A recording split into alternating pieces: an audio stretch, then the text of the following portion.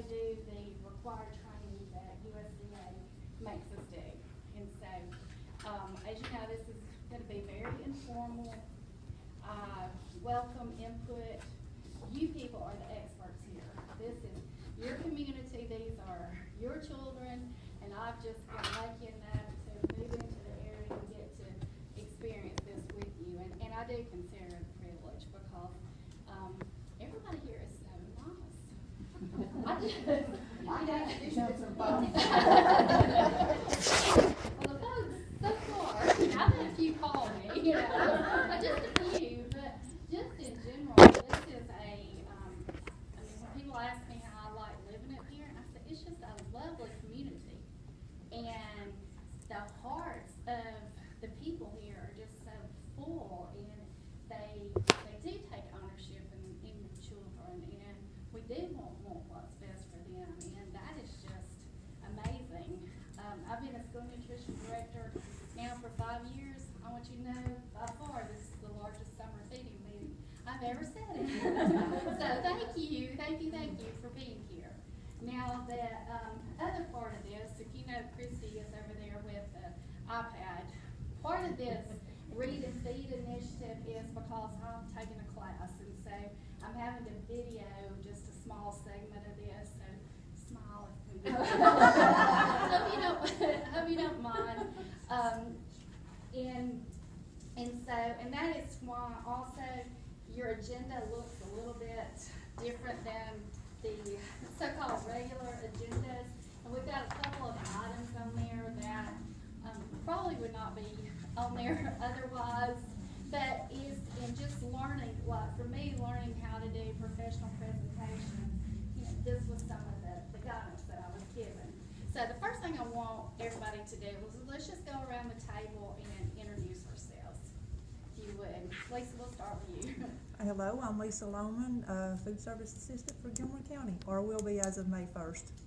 Yeah. I retired March 31st, and I'm going to come back part-time and just help out a little bit for a little while. And I'm so grateful. I mean, grateful times 10. Okay. Yeah. My name's Christy Baxter, and I actually took Lisa's job, so I'm the new school nutrition coordinator. I'm still learning a lot, but I'm loving it. I work with wonderful people. I'm Amanda Riley. I'm the programs coordinator at the Craddock Center, and so we do Camp Craddock, and I'm brand new too, so I'm here to learn how everything works. Okay. My name's Crystal Sumner, and I'm the county nurse manager and director of the health department. I took Catherine Meyer's job. I'm sure a lot of you know Catherine about a year and a half ago. I'm Trina Matthews, and I'm the billing clerk at the health department. And we all pitch in and help out feed the children during the summer. I'm Debbie Friend. I'm the office coordinator at Del Mar, so I'm also new. My name is Bonnie Waffles. We moved up here a couple of years ago, and this is my first time. And I'm not affiliated. You will be soon. You are now. My name is Carlene Ferguson. I own Stay Active Energy, and I'm also on behalf of the Optimist Club as well. So. Okay. I'm retired. I've been in PhD, but I Church. know how What's your name? I go to Elijah Church. I'm Cheryl Boyd, and I'm also part of the Orchard Church, and this is my first time really being involved in this. I'm excited about that. I'm Saber Marks. I actually work on staff at the Orchard Church, and so we're here because we do Tower Road, so we have a big, huge group of them. So it takes a bunch of us to do it. And I'm Glenda Murphy, and I'm also with the Orchard Church. And I'm Marion Evans, and I'm with LJ First United Methodist Church. Jan Day, Boys and Girls Club, we've been a feeding site since it started. Galen Ford, retired teacher from here in the county, 34 years in the system. I'm here representing Kids First. I'm Becky Patterson. I'm the manager at Cool Creek Cafeteria, and I've been in the feeding program ever since it started, and I've managed, I think this is my 6th or 7th year. Can you imagine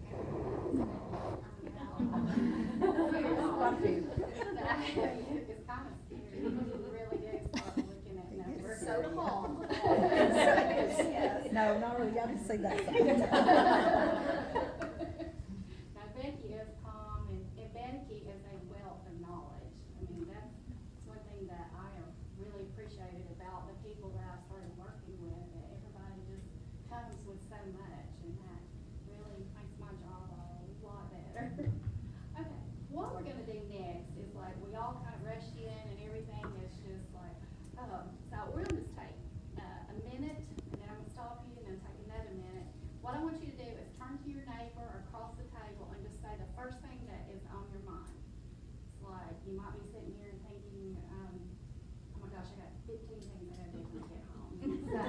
anyway, so go ahead and then I'll stop you and then we'll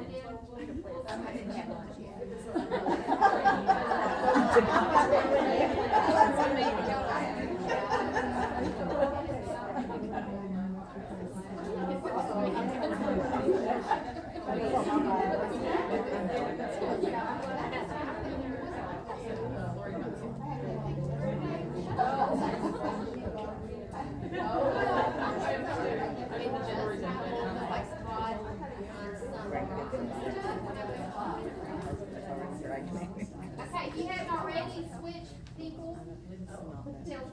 Turn around and talk to somebody else.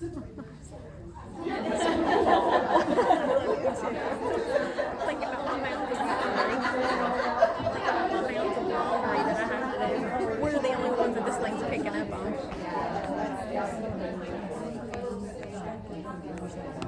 Man, I'm on one too now. I'm thinking about it. Text her. Tell her.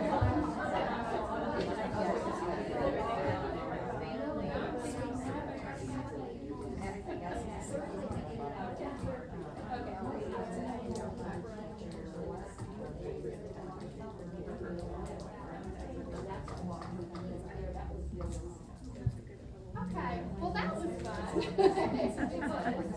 And so now, you know, the idea behind that is that we have cleared our minds, and so now we can focus.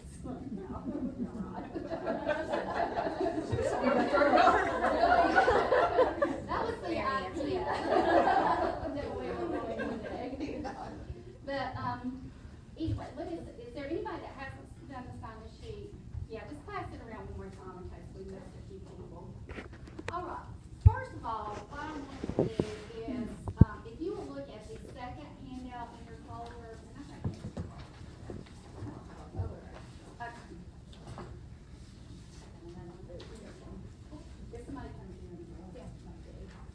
okay. Let me just get everybody up to date on what has been going on, because I met with some of you, what was it, back in, well, it was October, I think. No, November. Yeah, we've met twice. We met before the end of last year, and then we met early on. But the idea came about as far as what the needs were in this community. I started looking at the data from LJ Elementary School, and because I had access to the students who are free and reduced kids, also known as economically disadvantaged children, I was able to look at their test scores, pull those out, and compare them to the kids who were our paying students. And what I found, and it's no big surprise, our free and reduced kids score lower on the standardized test than our regular students do. And I mean, like I said, that is no surprise. But the idea behind this project is, what can we do to possibly help them? And, are we going to change the world? No. But if we could possibly help, a small group of kids in any way, yes, we would. And so, through this project, I had to do research, and what I looked at were what methods to help economically disadvantaged children in their reading. And of course, you're very familiar, we have two things going on in LJ. We have the poverty, and then we have the English language learner students. And a lot of those overlap. And so we've kind of got a unique situation here. And you would think that there would be some magical formula out there in the research that says, well, how are we going to help these kids? Well, it came down to being something very simple. And it's as simple as having an adult read to children. And so the idea was, during this summer feeding time, we would pick, right now we talked about just doing 2 sites, and just depending on how our volunteers go, I'm open to doing it at more sites, but I don't want it to get so overwhelming that we can't do a good job at what I want us to do. But the plan is to have 2 volunteers who come, and I before meal service and have read-along with children. And so what this paper is here is basically a step-by-step what is done, what has been done. I've met with the principals, the principal of LJ Elementary is very much on board. If you don't know Mrs. Pierce, you need to meet her. She is just fabulous. Her assistant principal is wonderful, and they are even going to get a week's worth of teachers to come and volunteer at both sides. And I think that is just amazing. So she knows we're wanting to help her kids. And can you imagine how excited the kids are going to be if they saw their principal show up in their neighborhood, reading books for them? I think that is a good thing. And so, like I said, we've met twice.